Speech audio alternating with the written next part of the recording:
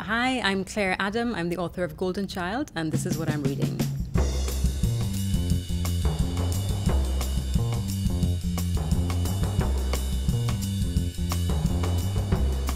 One thing I'm reading right now is Chronicle of a Death Foretold by Gabriel Garcia Marquez. What's exciting about this book is that, you find out what happens in like the very first line, that there's a murder, who's murdered, and you have an idea why. And despite that, you just cannot stop turning these pages until you get to the end of the book. It's an extremely compelling narrative.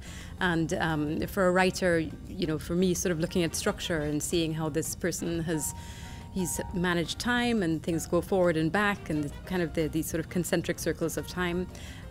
It's fast. I keep reading it over and over. An author that I've discovered recently is John McGovern. He's an Irish writer. He wrote novels as well as short stories. They're fascinating short stories because they're very quiet and they're just about ordinary people living their ordinary lives. But like in each of these stories, there's like something just devastating in each story. And as a writer, often we sort of seek out these dramatic moments. Like, I have to write the drama, I have to get everybody's attention.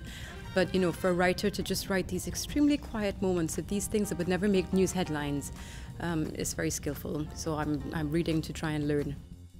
If you're looking for something by a Trinidadian author, then one book I can really recommend is Samuel Selvon, The Lonely Londoners. It's a story about these West Indians who came and who were sort of trying to make their way in London in like the 1950s and 60s.